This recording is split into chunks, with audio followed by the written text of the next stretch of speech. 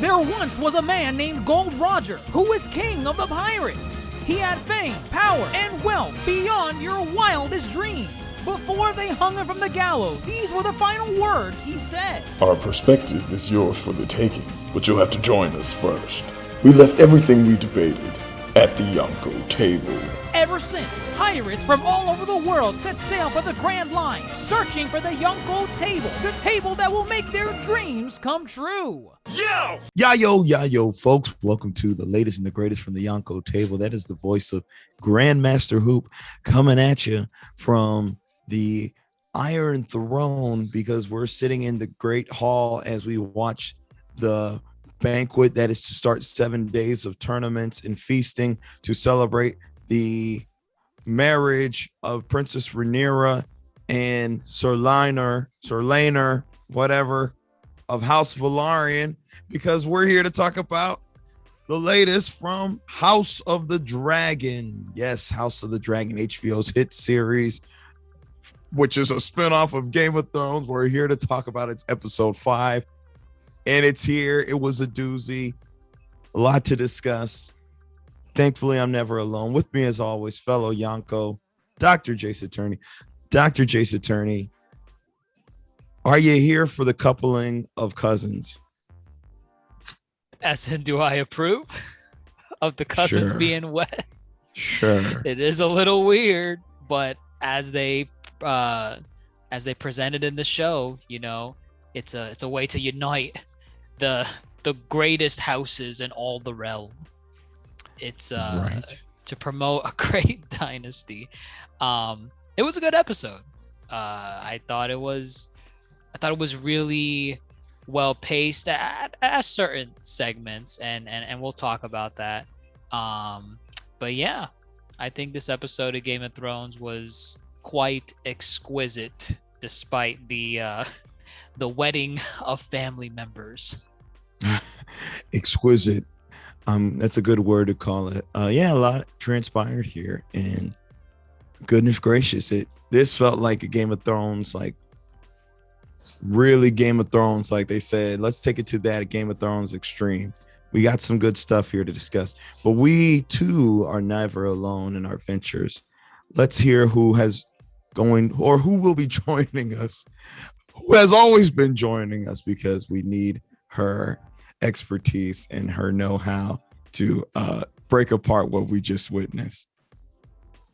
All right, let's get into it. Game of Thrones, HBO, House of the Dragon. I mean, yeah, from start to finish, I just feel it really didn't kind of slow down. I think it addressed everything that needed to be addressed, and it really culminated. And I watched the preview. I'm hyped. I was like, wow, I need to see the preview. But this is big. This really is a mid-season finale of sorts. This is our last time we have with the younger cast. So if I'm not mistaken, this is the last we see of young Rhaenyra, Alicent, Laenor, and Laena, which I think is the name of Laenor's sister. Laena. Yes, Lady Laena. So, I think they deserve an exit, a proper exit from the series. Not to say we might not get flashbacks later on, but I think this was quite an exit. I'm kind of sad to see them go. How are y'all feeling on that front? Does it feel like we're about to enter like almost a whole new series at this point? How do you feel? Feeling pretty excited. I think when we talked last week, I mentioned how much I really enjoyed last week's episode, and I enjoyed this one in a different way. I think all of the pieces feel like they're on the board now. And next week, I also watched the preview, it's going to pop off.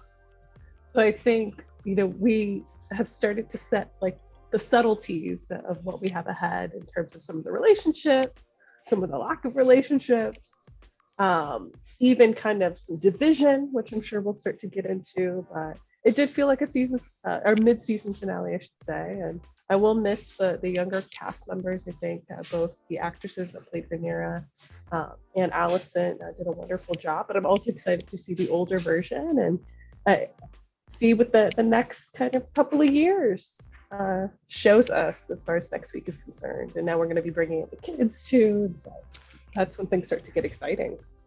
Yeah, I don't think the time gap is making it like a new show that we're gonna be getting. I feel like they kind of eased us into the whole thing where every episode is like a couple years, kind of just to make us familiar with every episode or so we're skipping like 2-3 years, so it's not foreign to us to when the big jump happens, which is what's going to happen with next week's episode, the decade jump into the future.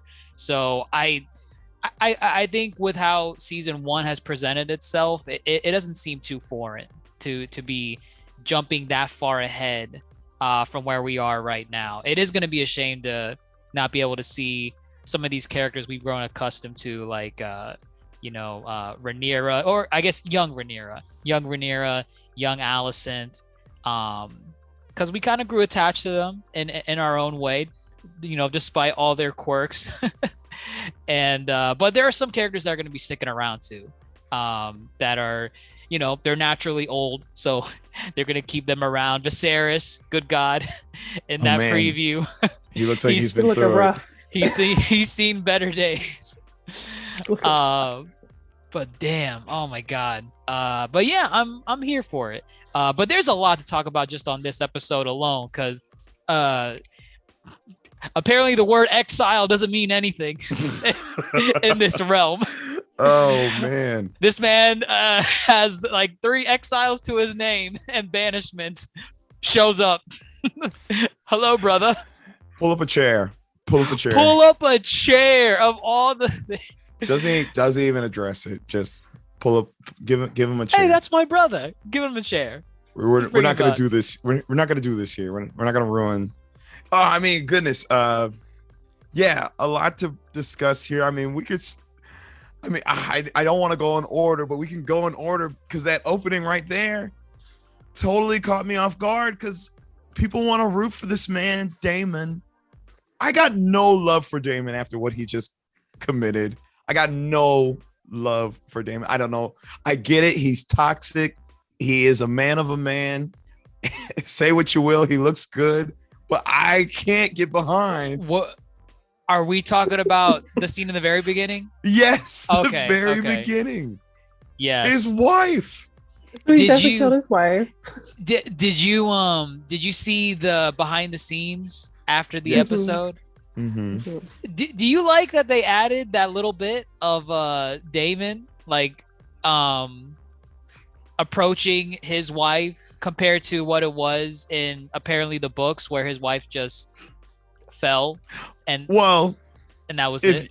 if you listen to it, and again, George R. Martin is like really involved in this series more than I think he was. In Game of Thrones. Yeah, Game of Thrones. I'm pretty sure he left breadcrumbs for people to, Oh, there was an assumption. Yes. Mhm. Oh, okay. Yes. Never mind. So I'm okay with that. I didn't know if it was just something completely accidental in the books with no ties to Daemon at all. But if they left breadcrumbs in the books, then okay, that's interesting that they showed it now to give us a little bit of like a short story. Well, I imagine they went more this route because I guess we were never gonna see Rhea Royce, so Right, and it's better to show us like what happened to her. Yeah. Compared to just hearing it from a line from someone that just says, "Oh yeah, Lady Royce, she's dead, by the way." And I guess in all, it's still pretty ambiguous. We don't actually see him do it. Well, I mean, we know he did it. There's no ambiguity. The only ambiguity is why did he go there initially? This Right. is me helping the Daemon stands. I'm trying to give them. You want to help them. I don't want to help them. But it is later in the episode. They never consummated their marriage, so they never produced an heir. Therefore, I guess he gets Runestone. Which Is In the Vale. in the Vale. Right. So he gets all that land. And Royce, if you want a connection back to the original series, Royce is the we saw him a lot when Sansa was in the Vale. He was one of the more like the advisors at some point later on in the series for her. That was pretty supportive, the Royce family at least. I think we get another Royce too, if I'm not mistaken. It was like Catelyn's when Catelyn was traveling. Oh yeah, I think he's a Royce too. Because there was old man Royce. I'll look into it later. Yeah, they popped up. They're a pretty familiar family, is all I'll say. Right, you know? right. So we've so they're a big deal, at least within that particular kingdom. Right. And I feel like the intent too of being able to show us that is what they told us even before the series started, is that like all these characters are a problem in some way or form. So I think the intent is to keep like showing us these scenes of David where we're, I don't know if rooting feels like the word, but like amused by him and his antics, and then show us something like that was really bad. Like you're funny and you're maybe one of the more outspoken and charismatic, but also you're kind of a piece of shit. Like, and I think that feels like the intentional, which I kind of like. I like the back and forth that these are the people that we're kind of dealing with this season, or I guess for the series maybe. So I love to hate a character. If you can hate a character, they're doing their job right. So yes, this back and forth with Daemon, like will he, won't he? Oh, he cares about Rhaenyra. Oh, wait a minute, he's a piece of shit that will clock his wife with a brick and call it a day and keep it moving.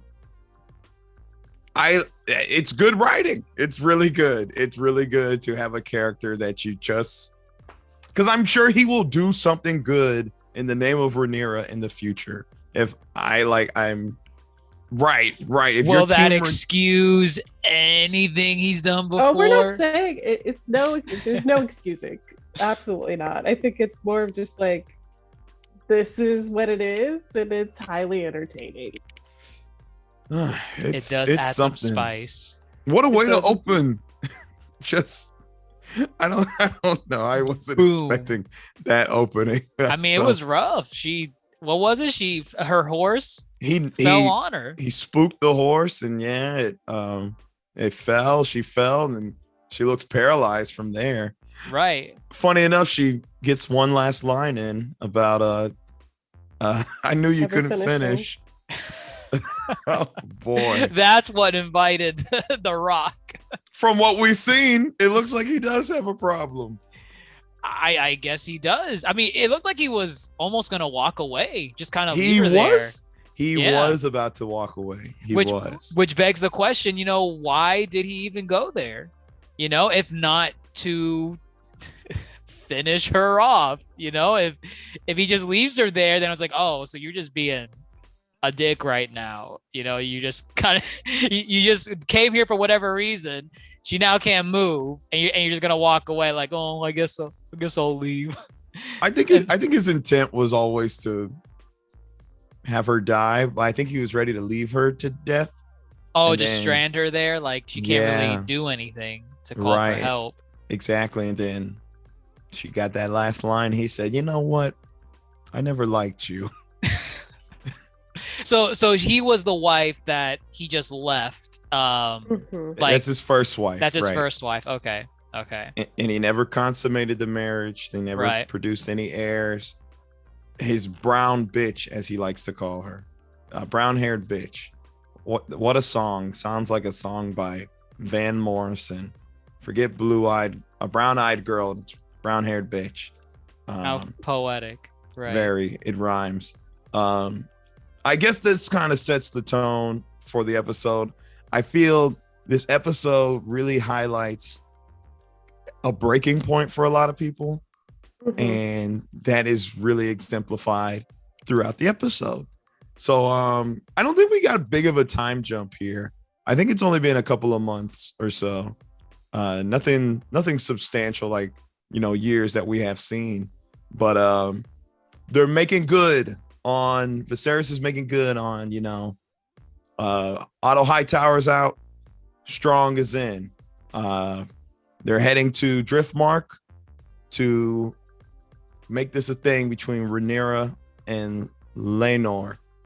And you know, we're picking up the pieces along the way, and it kind of sucks for some characters. I mean, we learn a lot about Laenor here. I was waiting.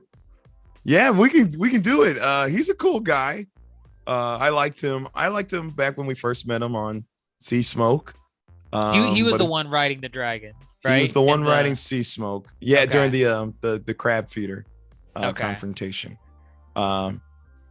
He's game, but I guess it's known to Rhaenyra as well that he doesn't like goose. He likes duck. Substitute that you for another letter, and you know what he really likes. Come on, man. You don't catch what I'm throwing down? I don't see the innuendo. What are you alluding to? You're kidding.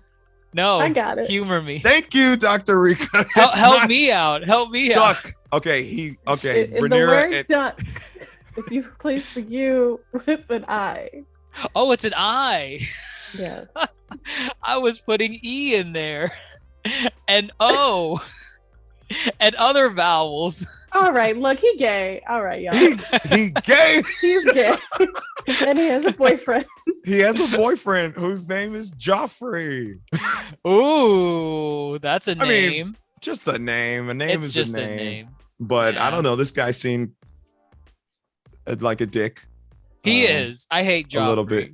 This Joffrey, the one I'm that we not a got fan of- here. I'm not I'm a not fan, a fan of of this Joffrey. I'm not a fan of this Joffrey. I like Laenor. Laenor's I do cool. like Laenor. But not the Joff man. Not the Joff man.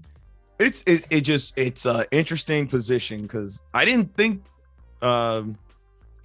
well, yeah, I mean, I didn't think much of Laenor to begin with, but then this sounded like a done deal, you know, like let's marry off Laenor to Rhaenyra, bam, unite the dragons, old Valyria, the pillars, bam, and then Daddy O's over here like, you know how our son is, or Rhaenys said that. No, Rhaenys said it, and the Rhaenys father said was it. like, he'll grow out of it. She was like, Ooh. "Ooh, well, No one can resist the what did he say as he was approaching his wife? betting a woman." Oh, betting of Right. a woman. Right. I mean, that's perspective. Maybe he feels the same thing about betting a man. Who is he to Right. talk? Unless he's Exactly. betted a man too, then Corlys can't talk for his son.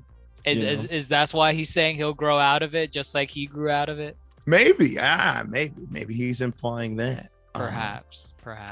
But it definitely it's interesting given the fact, you know, Rhaenyra and Laenor they're doing this for duty, but they're like, hey, you like goose, I like duck.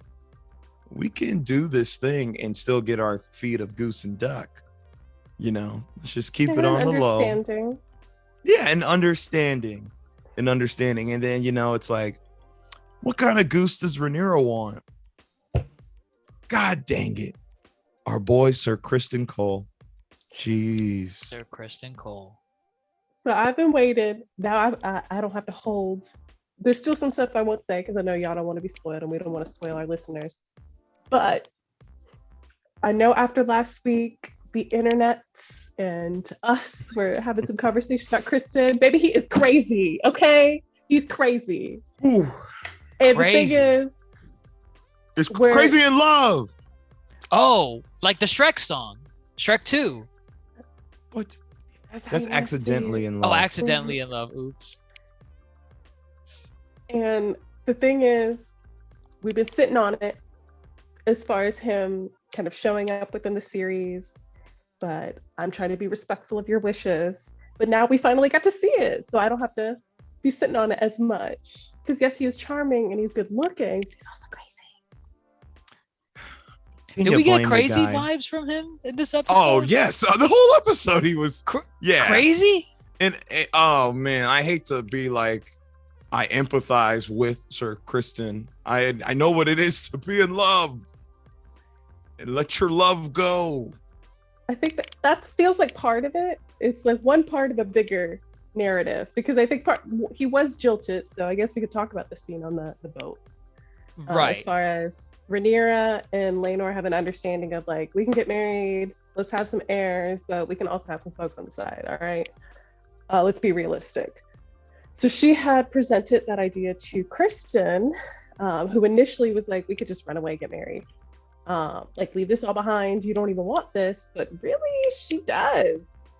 Like, the pomp and circumstance, the pressure, the sexism, all the bullshit she doesn't want. But the actual ascending to the throne and being queen, I do think she genuinely wants to have that position, which is unexpected for him. So I think part of it is the fact that he did have feelings for her and thought that it would amount to something. But I think the pieces of dialogue throughout the show or today's episode, as far as I think it's not only jilted love, but like, this is the highest position I could have ever gotten, and now it feels like it's going to amount to nothing due to, like, because of you.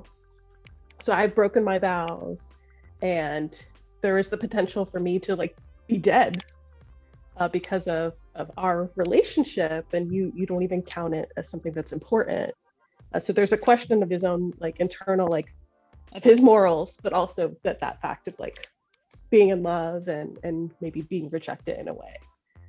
Yeah, that's, laying out just I feel for Kristen Cole this episode. Like, his lot, I don't know, like, I don't think he's crazy. Well, I guess as we get on with the episode, we'll tackle the specifics on what we're referring to. I mean, there's a scene on the boat, right? Like, he's visibly like, it wasn't like he was. I feel like he's rejected. distraught. Like, he was spat on. She spat on him, and he was like, yeah, I wouldn't call him crazy over that. Well, the thing is, unless I'm missing something. There's stuff that's alluded to. It's behaviors in the future that really kind of solidify things that his position and really where he's at. And this kind of started as far as like what happened at the very end, both at the wedding and after the wedding with Alicent. That's going to be a really important. God. Oh, okay. We will get there. I see where you're going. It's not that. It's not crazy in the sense of like he's not Ramsay like level, but there's something going on here where he's not completely as like virtuous of this like kind of white knight as he actually portrays himself to be, or as he seemed. They I think she referred to him. She's like, "You're my white knight," Mm-hmm. And he's really not. He's definitely conflicted. He's conflicted, to say the least. Again, he doesn't want to be a whore.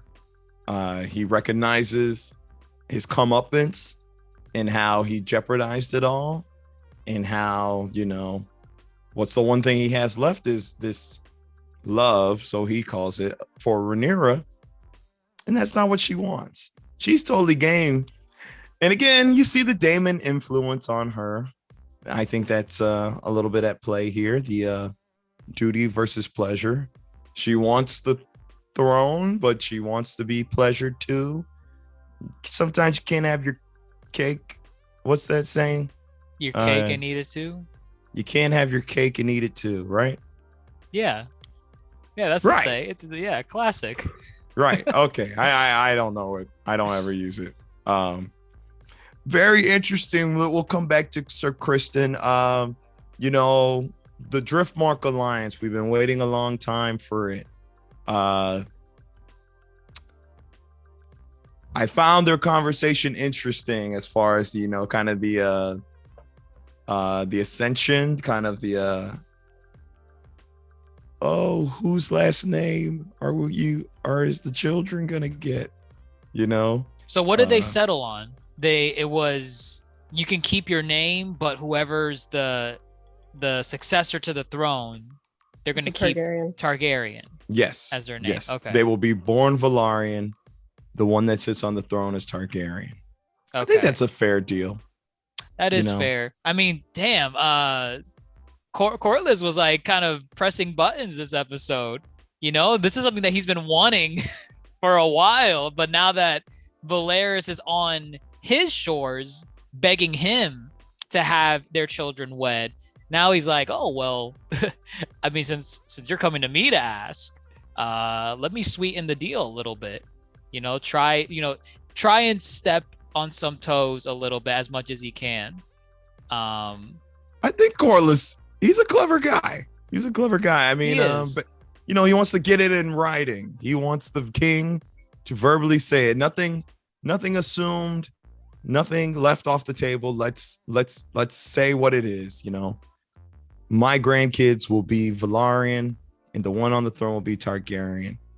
And fam, we're uniting.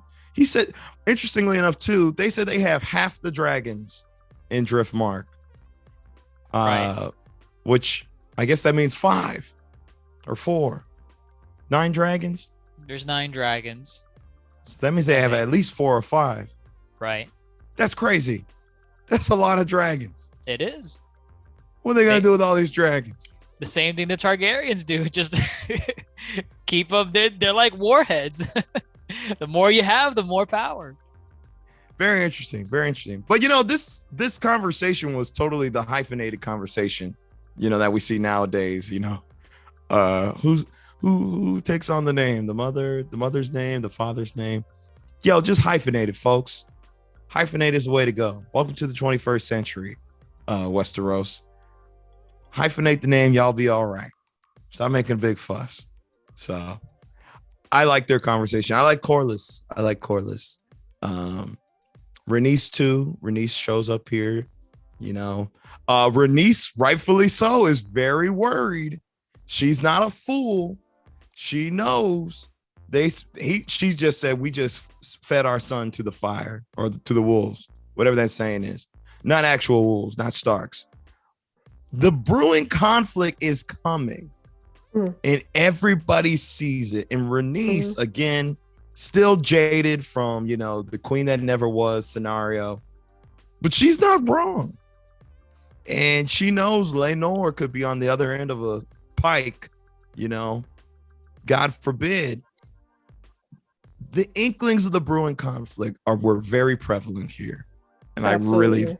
I really liked kind of just this, I don't know, this kind of, it's coming. It's in the background. And everything y'all are doing is making it worse. I would say it's more in the foreground now. Yeah, foreground. Yeah, definitely. It was in the background in the first half of the episode, and then it came full circle towards the end. Right. I mean, let's dial back to your boy, Mr. Hightower. Can you say this is the most loving you've ever seen him towards his daughter? Or is it still kind of the Hightower, I got other motives in play here? No, I think it was probably the most loving, air quotes, that he probably ever showed his daughter. Just because, there was a hint of a fair warning for his daughter, knowing that, I mean, he kind of just laid it out for her of what is going to happen.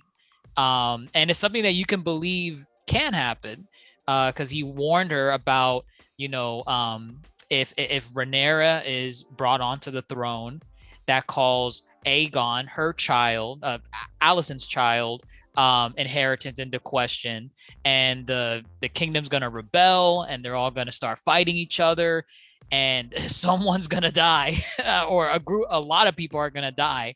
And I feel like he was, in his own way, he was compassionate towards her. He was worried about her. I feel like, given the time period and how he was raised, he just couldn't verbally outright say, I care for you, my dearest daughter. Considering everything else he's, pushed her towards, the bastard. But, in this moment, I felt like he kind of did care for her. And even though he was shifting blame towards her, still, he's like, this is your fault that I'm getting kicked out. I'm no longer the hand of the king.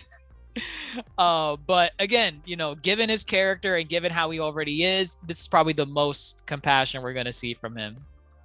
So there is some, I emphasize some level of good question mark in him, at least towards his family, a little bit, a smidge.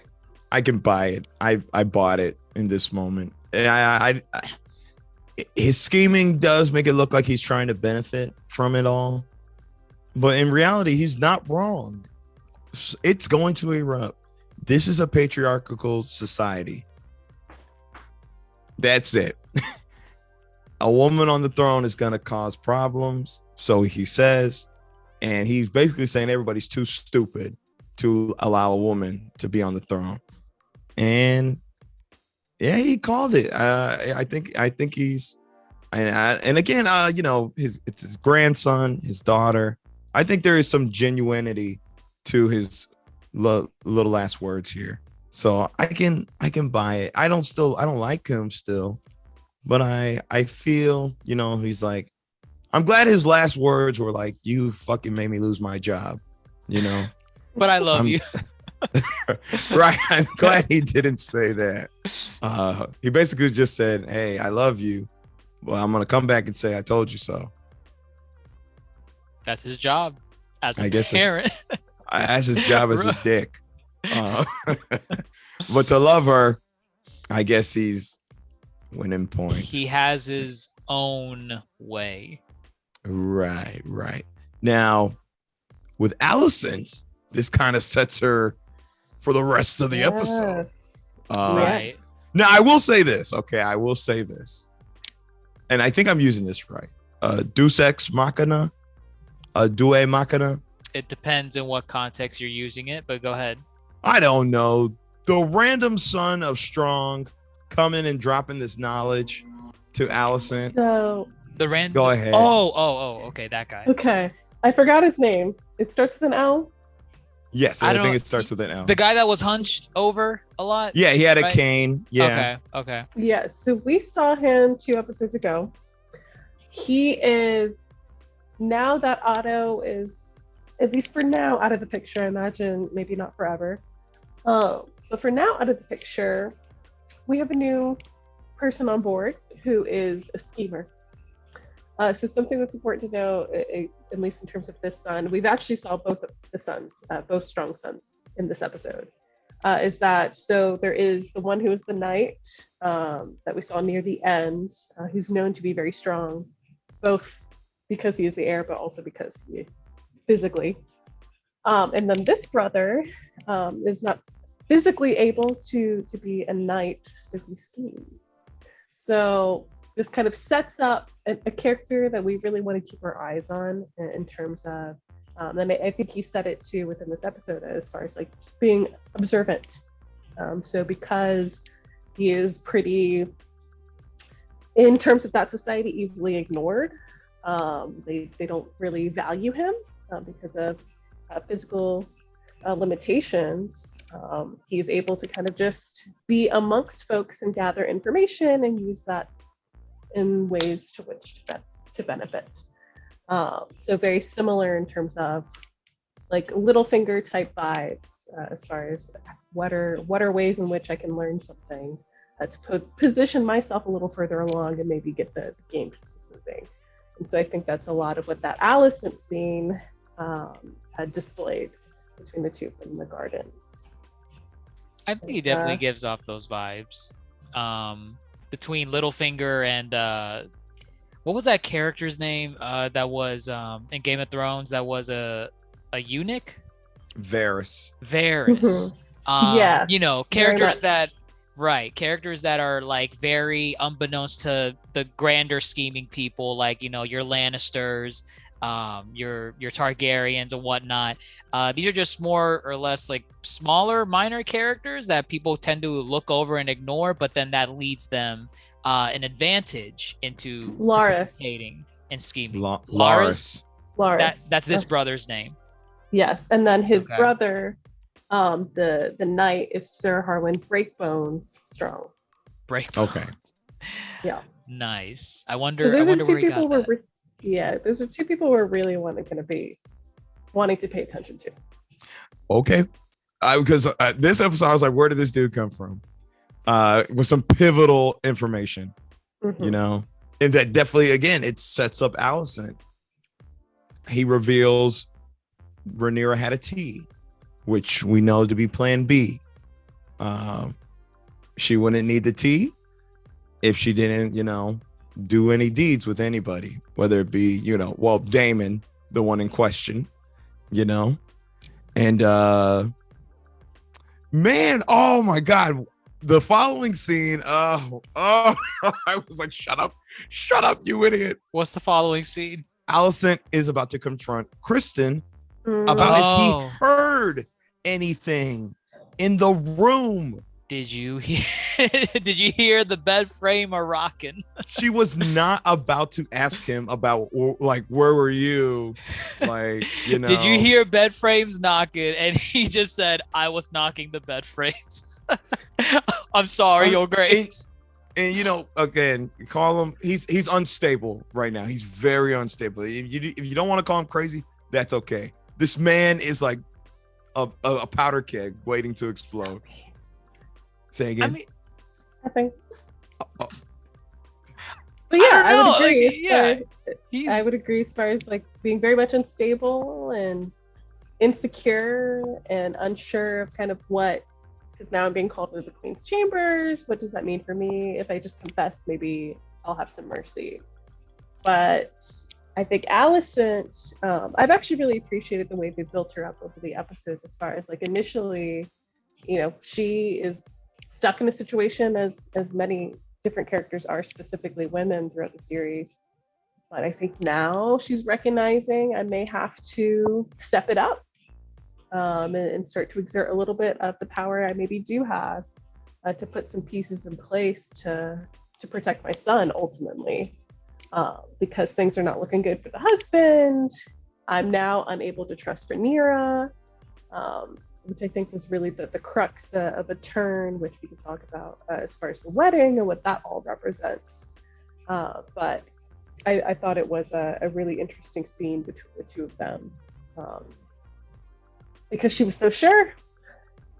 He was. And then giant curveball. Just shut up, Kristen. It's not his fault. Quit blaming. It is his fault. If he just let her finish, he cut her off.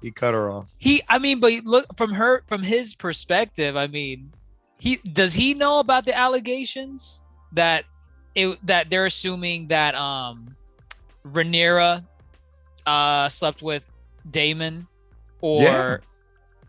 the I thought, you know what? Never mind. I'm pretty sure it's like understood. Yeah, I don't know. I just thought with how much she was alluding without outright saying it, it's like, oh well, the cat's out of the bag. She knows.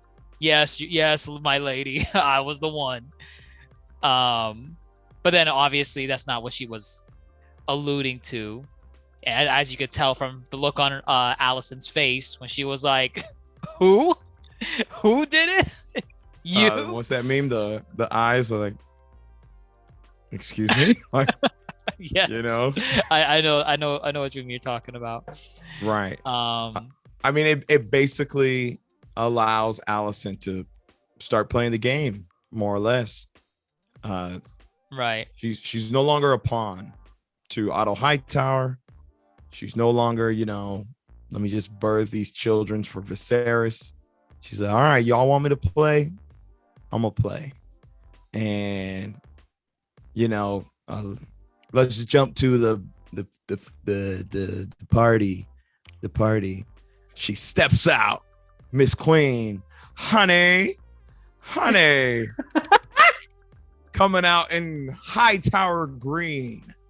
And did you catch the green and the This is so symbolism? important. Yes. Yes. The banner of war. So I'm not going to say much beyond the fact we know this is the Civil War. This is what the entire kind of series is about right now. The green is so important because it is dubbed the greens versus the blacks. And what are the two colors? Alicent, Hightowers in green, Targaryens in black. So this really sets the scene. Ooh, okay. I was unaware. All right, very good to know. I mean, she killed it in the dress. I gotta give it to her. She said, "My presence. I'm here. I'm the queen. I'm here." And I mean, some people caught it. Like all the high towers light their beacons green to symbolize war. Some people are catching the vibe. It was the Strongs too that had that conversation. Oh, okay. Mm-hmm. So they're catching the vibe. Right. And then she said something slick to Rhaenyra too. She said Congratulations, stepdaughter. Yes. These are your blessings. Your blessings are here to be celebrated. Temperature's rising. She's never referred to her as a stepdaughter. That was cringe. A little bit. Oh yeah, kind of. Yeah, kind of. Yeah, she never overstepped like what her aside from her title of being queen, because we've seen her kind of throw that title around just a little bit, like that scene where Rhaenyra in the garden with the bard, and then she was like, "Oh, your queen demands that you leave. Oh, well, your princess says you must stay." She kind of exercised it a little bit there, but she never like ever like dangled that in front of Rhaenyra's face, like, "I'm technically your stepmom now, Rhaenyra. You gotta listen to what I have to say." But no, she just threw it in her face, just right here. She feels very jaded again. So like you're saying, she never step parent joke. Yes. Because, remember, they were friends. And, last episode, she really came in defense of her friend and the virtue of her friend. Which resulted in her father getting kicked out. Which I don't think she was opposed to. And then it was when... Wait, getting her dad kicked out? Yeah, I don't think necessarily like she was overtly like torn up about it. But then, we had the exchange in this episode, but she feels jaded that her friend lied to her. She said on my mother's deathbed, I didn't do anything with anybody. Well, did she say with Daemon. any? Yeah, she said with Daemon. She said with Daemon. She did. So she was technically. It was a half truth. Technicality. It was a half truth. Half truth, an omission of truth. She just feels betrayed. And now she's going to exact, I don't think revenge, but she's going to play this game now, For 10 however years. that may look. I guess. 10 years, a decade. I do, the more we talk about it, I feel a little weird. If Rhaenyra lied, does that mean she has less of a claim to the throne? Because on the other side, we talked about Viserys and Daemon, how they used to run around and just, fling it wherever it see fit. Why can't Rhaenyra? Again, patriarchal society. And that's I was reflecting on that as actually I believe at the very start of the episode I was just thinking it was after the conversation that Alicent and I already forgot Larys, we forgot his name, have that conversation where I was like, the two main women of the show are basically fighting because of some fuck ass men. Like, it's not even because of the circumstances around them, because of the system, because the men want certain things in a certain way and want to uphold tradition. You got them fighting, and that's it just kickstarts so many different things, and I just wonder what things would be like. Obviously, it's not as entertaining if things are amicable, but that I was just reflecting on that. I was because we got some assholes who don't want to change. Now we got to fight. So. It's unfortunate. It's very unfortunate. We talked about it in She-Hulk. Why they got to pit the two women against each other? Why are they building each other up? We talked about earlier in the season with Rhaenys, how Rhaenys was kind of, telling Rhaenyra what's up. Don't get your hopes up. And now Allison, who tried to be a supportive friend, feels jaded and betrayed. And now they're gonna be, going at it. It's very unfortunate. And I mean, obviously, I think it's purposeful as far as questioning the patriarchy and the roles of women in it. But it really sucks. It really sucks. I don't know who's Team Rhaenyra right now. I don't know who she's got. Allison's got the backing of the Hightowers. I mean, she's got her father. Her father's over here losing a finger every freaking minute. Surprised barely he still keep has it that there. arm. Right. That arm, Right. that arm better be gone in the next episode. Yeah, he 10 really years a struggled. long He looked time. bad. And they are openly saying the king doesn't have long. Mhm. I mean, it Yeah, looks like he like- makes it. He makes it another 10 years, but mind you, he doesn't look in his best health in those 10 years. Sure doesn't. But yeah, no, he losing fingers. He's that arm looking very Popping. scaly. Yeah. Yeah, it doesn't he look looking good. bad. Does not look good for him. Yeah, does not look good. Again, I mean, at this party, he's trying to show face, whatever. In walks Damon, the uninvited guest. Did we already talk about Okay. this? Okay. Well, we just kind of like alluded to it with the Alluded to strut. it. Okay. Yeah. Yeah. What a The word strut. exile don't mean anything. It don't mean anything. Screw Viserys, man. Like, my God, grow a spine against your brother. What Jesus. do you want him to do, man? What do you want him to do? Get him out. It's about Rhaenyra. It's about Rhaenyra. Like, it blows. Like, first off, that place has to be heavily guarded. Which guards let him in? Which guards them. let him in? All of them. Do you not know who I am? Yes, you're your prince, but we can't let you through. I'm walking through that door. He's got a swagger to him, man. Nobody's trying to step to him. This is insanity. And then of One course, person did try to step to him. Royce's cousin. oh Mhm. yes, Royce's cousin. And he shut that shit down real quick. He did. Said, He has a claim to the dude said, Runestone. I'm making an accusation. And I'm pointing the finger at you, buddy. And he said something like, oh damn, it's hard. I got you with the quotes if I write it down twice. If I watch it twice. It was a really good line about, making accusations in the king's court. But yeah, then you're right. He fires back with, I think I own the runestones where you live. Like, By rights, don't I? swear correct? fealty to me. No. And he starts shaking in his booties. Rightfully so. Shiver me timbers. What game does Damon have in play right now? What game is he playing?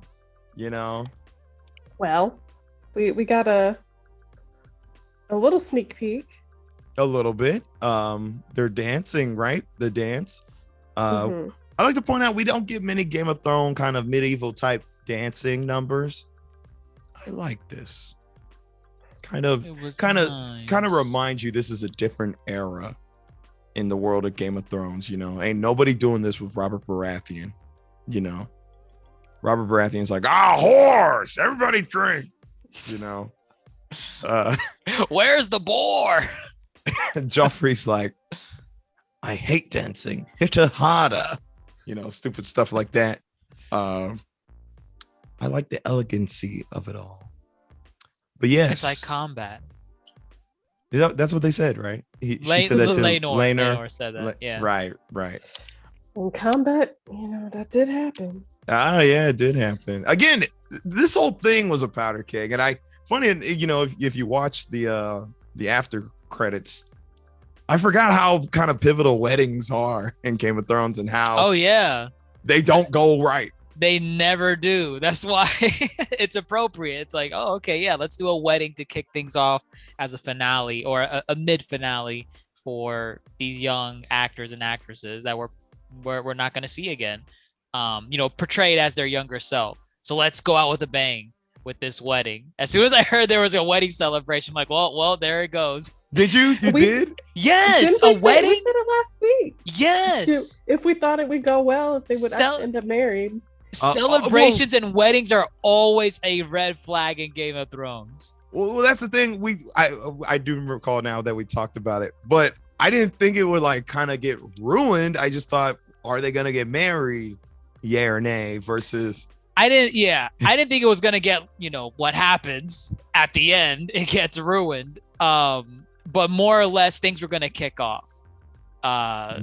Whether that's someone runs out of the room crying, or hell, even just Allison walking in with her strut and the green dress. I feel like that's enough to like make a sign like, oh damn. Okay. I see. shall we what call you're this the doing. green wedding? No. What is the episode called? Hold on. Oh, actually, yeah, I don't even know the name of the episode. Hold on, I can tell you. It's called We Light the Way. We like the way. Is that a high tower? Hightower. Ooh. There you go. Ooh. There you Oh, go. it looks like the other episodes have been named. I'm not going to say anything. I Ooh. don't. They have yeah. names on my little app. Ooh. I'll learn them as they come along. Yeah, I'll learn them as they come. Once right. every episode, I'll be like, oh, okay, that's what it's called. I wonder what will happen. I mean, that's a fitting title for this episode. Yeah. Kind of just given how it ends. Oh, so what did Damon say to her? Basically, hey, I'll marry you. Yeah, you don't right? want this. She told, yeah. He had alluded to the fact that, she was not really all in. And so she said, okay, then let's get married then. Take me to Dragonstone. If you have questions about kind of my ability to go through with this. Called him out on his shit. And God, no, like, what was he even gonna do? Her dad was right there across. He the was room. watching too. He got up. He's like, wait a minute. Hang on, is that the brother I exiled 3 times? What is For he good doing reason. over there? Is there a flame still for Damon with Rhaenyra? It's very awkward. I don't know what to make of it. I think he just takes what he wants. Well, from her perspective, though, what do you think? Oh, you mean Rhaenyra? Yeah. Oh, do you think she wants it? Yeah. I don't know. I feel like she was just kind of challenging it. She was kind of, I want to say, like, kind of sick of the game. She's like, well, how about you stop running away like the way you ran away back at that brothel? He kind of just left her high and dry, and I mean, she had to make her way back to the castle on her own.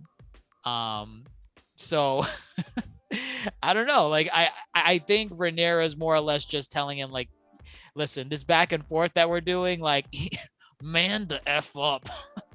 Do something if you're gonna God. do it. And he was about to do something. What? I don't know.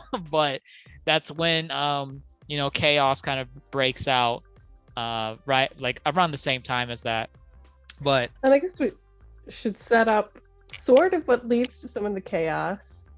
So you'd already mentioned a little earlier that Joffrey is the lover of Laenor, who Yes. they have some Right. interactions, and Laenor had let Joffrey know that, an understanding is had with the future queen, and you could stick around. It's not going to be that big of a deal. We're on the same page here.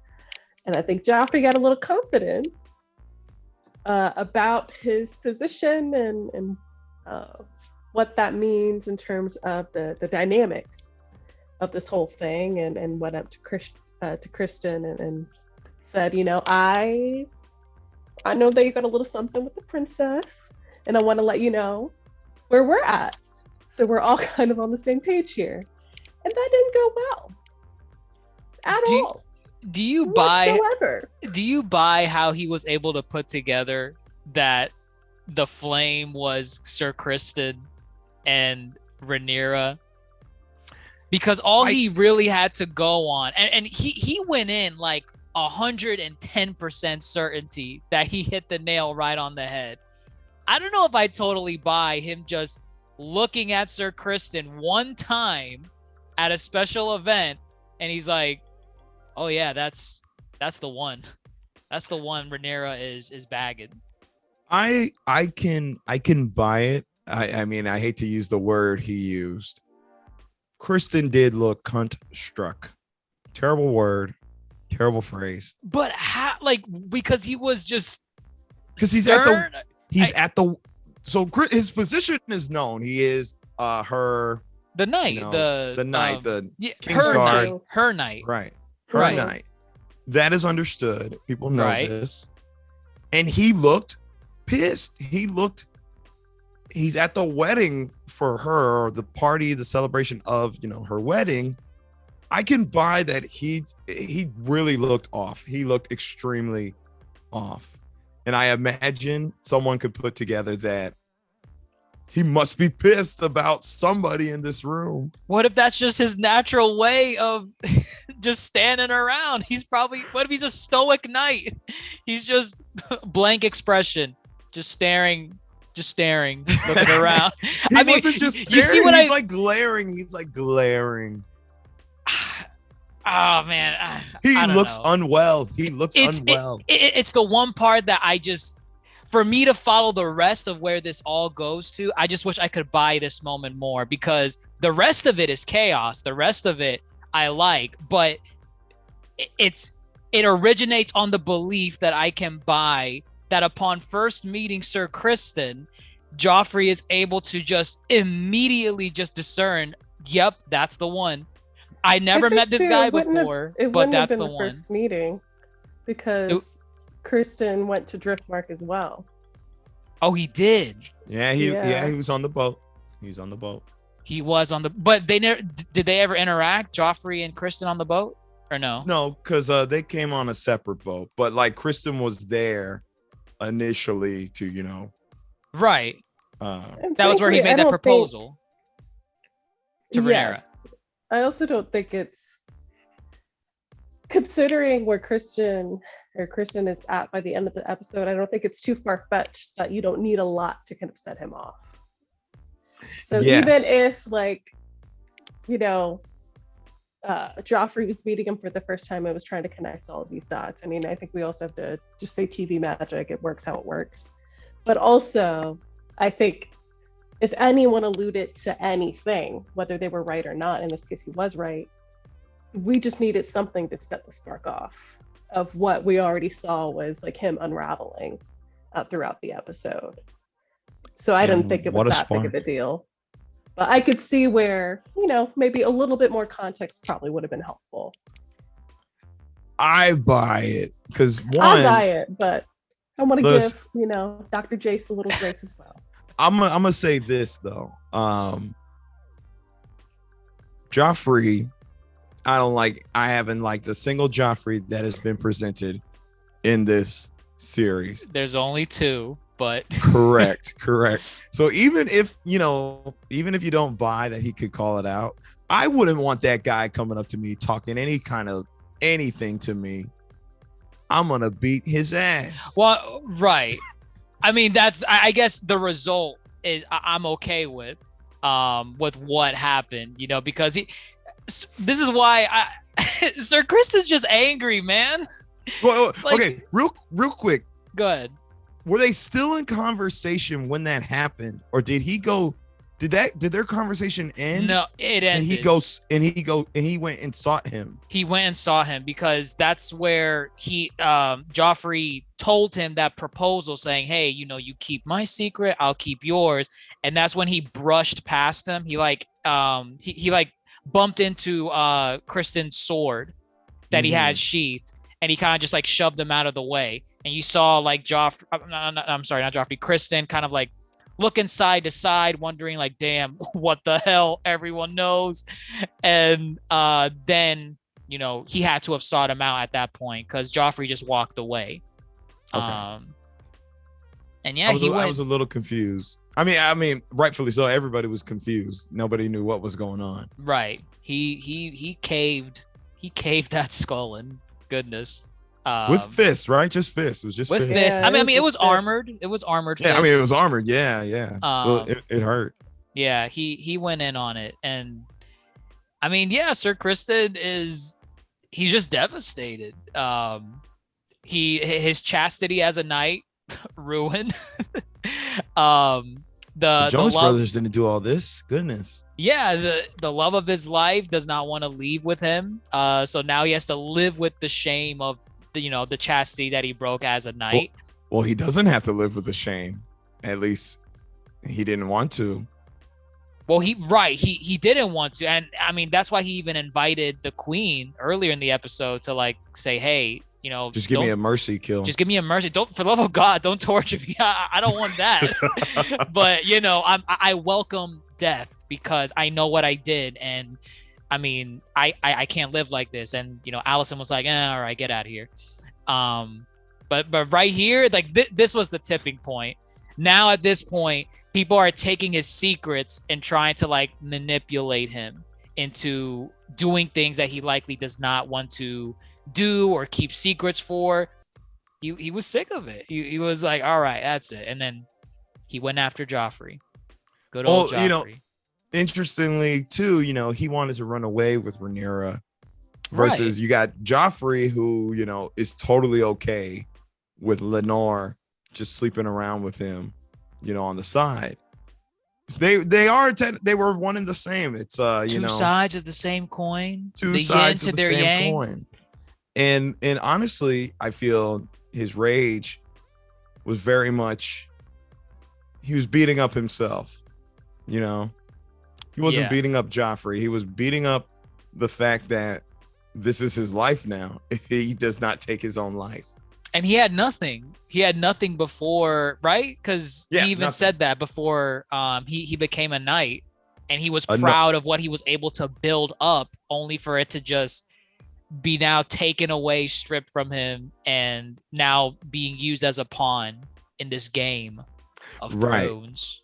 And I think the interesting part is that I imagine that last scene that we saw of him and Allison, like this doesn't end. Like this idea of not wanting to be a pawn, and if that was his perspective after that conversation with Joffrey, which felt more one-sided than anything because he was just like, please go away, of like, okay, if I'm just dead, I don't have to deal with all of this. But I don't believe Allison would be coming to him because she is thinking like compassionately.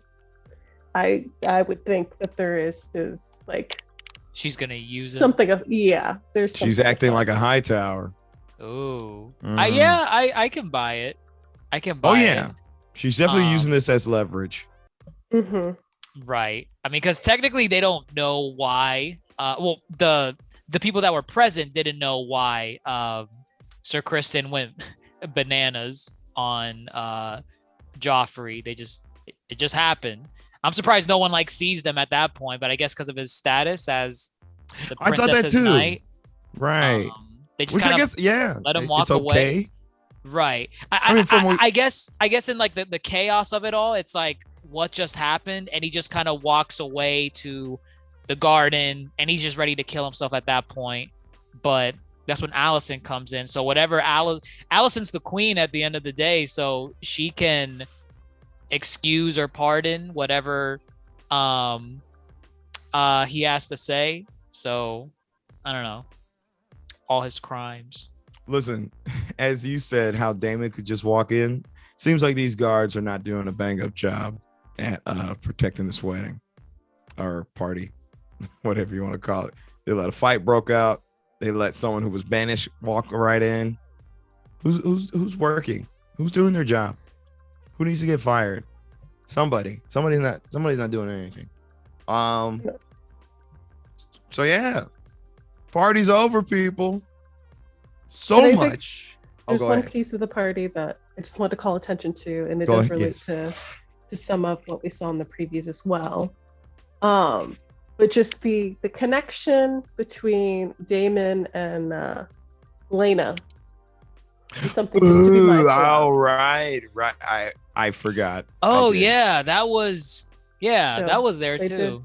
Yes, so that was part of the party, and we did see a little something in the preview as well. So That's second cousin. That's Damon's second cousin.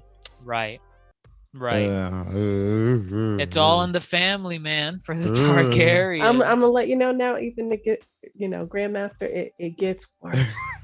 I As can we imagine. continue I don't moving. trust these Targaryens at all. They just I don't say- trust Damon. I No. don't trust. I don't trust none of them. They say white hair, dragon blood.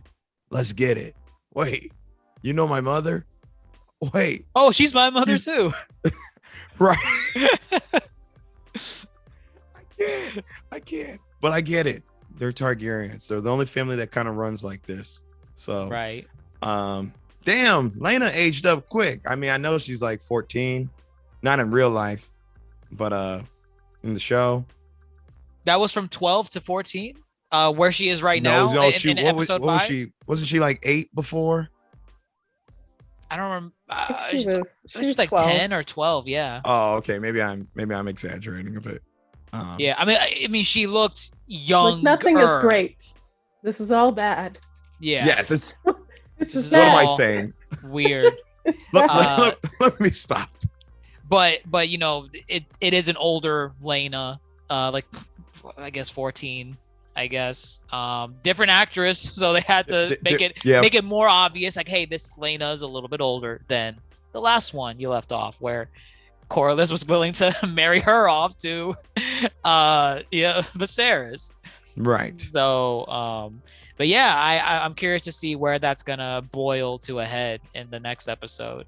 The Lady Lena and Daemon. That doesn't look good. Nothing really looks good. Everything is alliances are forming Right. for a pending conflict, and lines will be drawn in the sand. They fast tracked the wedding. It was supposed to be 7 days worth of party, and I think before the wedding, they're married. Lenore and Oh, it Rhaenyra. happens. The Yeah, celebrations it. lead up to the wedding. Yeah, the celebration is supposed to lead up to it, and then after that, Shotgun wedding. yeah, they got the wedding. It's done. Wow. You saw Yeah, how I think- Laenor turned his head away during the Of course. the kiss. There's Well, that. his boyfriend's blood is still, right there. Right, the Right. And carcass. he was bleeding and a mess, a hot mess. Did you notice the rat? Yes, The rat. The rat. The rat? When Viserys fell down, right, because he collapsed in the hall. Hmm. And there was And- some blood, and you saw the very Yep. much the Departed type of. Oh, I didn't, You didn't see no the rat? No, I That didn't rat, see the they rat. zoomed in on the rat. It wasn't They like did a, zoom in. it wasn't like a rat off in the corner. It was like Viserys collapses. You see the blood that's on the floor, and a rat comes in, and the camera zooms in on the rat, and it starts eating away at the blood. Starts drinking this- it. Is this symbolism for Yeah. somebody's Oh, a for who? rat? Somebody's a rat? Could be. A rat Never amongst know. our midst? Something? You never Maybe. know. Possibly. Gotta wait till Interesting. next week. Sure. I will You wait. told me not to spoil nothing, so I'm not saying nothing. No, you're okay. You're okay. Yeah, okay. I'll go back and look at that rat scene. Well, man, what an episode. The plot thickens, so does the bloodlines, and it's looking like we're getting that confrontation very soon, come next week. Final thoughts. Looking forward to next week. It was a good episode. Good mid-season finale. Yeah, I can't wait. I want to see what the older actors and actresses have to give for some of these characters. Maybe we'll see new perspectives on how they portray the character. Maybe. I mean, 10 years is a long time. Maybe some of them have grown more stone cold in how they interact with certain people. And I'm interested to see how it's all going to pan out. I mean, from a visual perspective, just seeing Viserys in that preview, I'm already excited because that man is on death's door. Like, yeah, he's looking. No, sorry. he's there. But yeah, I can't wait. Looking forward to it. And we might see some flashbacks with these actresses again. So not all is lost. I think they well, actually, you know what? No, I think this is it. This is the last of it, because I think they took to social media about their roles, and that this is their last role in the series, but they're welcome to return at some point to portray those characters again, whether that is in a flashback or, you know, fill in the gaps between this 10 years, because 10 years is a long time. Maybe there's a story to tell in that 10-year period.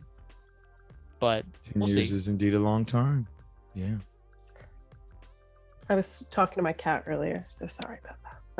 She's trying to claw at my hat. That's almost done. I really enjoyed this episode. I am very much excited about all the various pieces that we think that are on the board. Yeah, I'm just very excited. I think there's a lot to come, and I think based off of the previews, and frankly, we already know that was the case anyway, because he's already in existence, but we see Aegon is going to take a more prominent role, and so we'll get to see what the kids are all about and what this conflict is. The kids are grown too. That's right. The kids are all right. And the kids are very important to all of this. So I think I'm excited to bring on some more characters and see what's going to happen and what the dynamics are going to be. And I imagine additional drama. It's been very messy, and I love mess. So yeah, I really liked this episode. I'll miss the actresses and kind of what's happening right now, but certainly excited to see what's to come. Yeah, very much in the same boat. Definitely will miss the actresses, but yeah, I'm excited to see. I feel it might feel like a different show with new characters coming in halfway through the season, and we know this conflict is coming ahead. So very excited to see how that plays out. I'm very invested in the Targaryen family and whatever may transpire. So goodness gracious. But all right, folks, that is it from us here at the Yonko table. It is the hour of the owl. We got to get going. But listen, make sure you follow us on all social media accounts, including Facebook, Twitter, and Instagram. Be sure to follow us on TikTok. Sometimes we be on Twitch now too, people. Catch our live bits on Twitch. All right. Make sure you check that out. But of course, thank you for listening through your various podcast stations. And if you ever want to join the discourse that you hear on our show, be sure to join our Discord. We'll be going at it all the time. So we'd love to hear from you. But without further ado, I'm your Yonko host, Grandmaster Hoop, fellow Yonko, Dr. Jace Attorney, and Supernova, Dr. Rika. We're signing out. Y'all take care. And remember, I got no quote. That's all right. Goodbye.